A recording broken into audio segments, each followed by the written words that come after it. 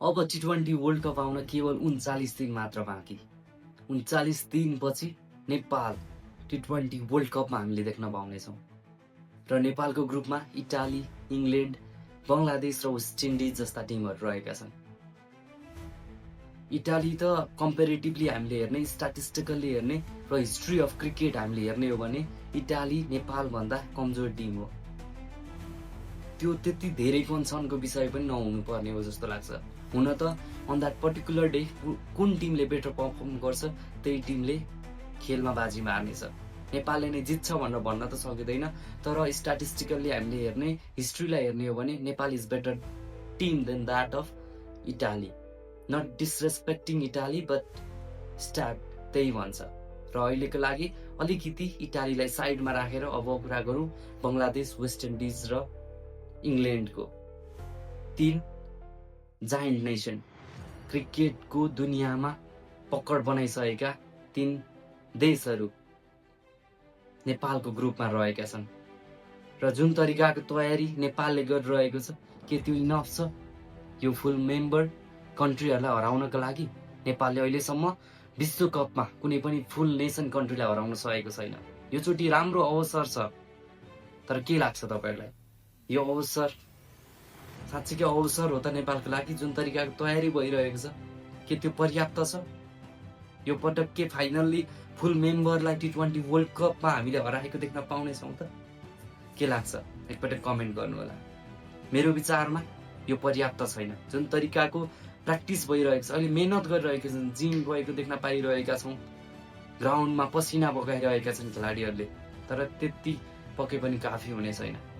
यदि क्यानले अब 39 दिनको अवधिमा कुनै एउटा राम्रो देशसँग सिरिज आयोजना गरेर क्रिकेट खेलाउँदैन भने चाहिँ नेपाललाई कठिन हुन सक्छ यो विश्वकपमा पनि।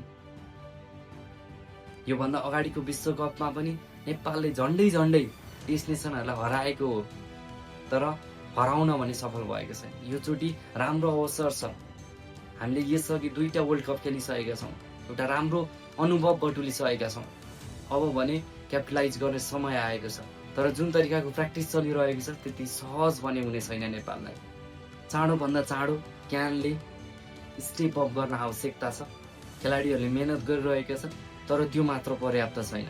खालि ट्यालेन्टले मात्र क्रिकेट गेम जित्न सकिँदैन, त्यसको लागि एक्सपिरियन्सको आवश्यकता पर्नेछ र त्यो एक्सपिरियन्स तब मात्र आउँछ जब हामी राम्रो टिमसँग रेगुलरली एउटा कम्पिटेटिभ क्रिकेट खेल्छौँ। प्रेसरमा कसरी ह्यान्डल गर्ने भन्ने कुराहरू त्यति बेला मात्र ग्रोथ भएर आउँछ। पहिलाको विश्वकपमा पनि हामीलाई लगभग 3 बलमा 2 रनको आवश्यकता थियो। त्यो गेम पनि हामी हार्न पुग्यौँ। त्यस्तो गेम पनि हामी हार्न पुग्यौँ। के कारणले गर्दा? प्रेसर सिचुएसन कसरी ह्यान्डल गर्ने त्यो अनुभवको कमीले गर्दा हो। र यो पटक त्यो गल्तीहरूलाई सच्याउने अवसर छ। अझै पनि टाइम छ, लगभग 39 दिन टाइम बाँकी छ। यो बीचमा एउटा राम्रो टिमसँग यदि हामीले सिरिज खेल्न सक्छौँ भने चाहिँ त्यो निकै नै राम्रो हुने थियो, फलदायक हुने थियो जस्तो लाग्छ। र तपाईँहरूलाई प्रश्न सोध्न चाहन्छु, के नेपालले यो पटक यो विश्वकपमा फुल मेम्बरलाई हराउन सक्ला त? यो प्रिपेरेसन जुन अहिलेको प्रिपेरेसन चलिरहेको छ, यो प्रिपेरेसन इनफ छ फुल मेम्बर टिमलाई हराउनको लागि? यो प्रश्न तपाईँहरू माझ राखेको छु। सम्पूर्ण साथीहरूले कमेन्टमा आफ्नो विचारहरू राखिदिनु होला। हस् त, आजको भिडियो यही टुङ्गाउन चाहन्छु। फेरि अर्को भिडियोमा हामी भेटिनेछौँ। तबसम्मको लागि नमस्ते, बाई बाई।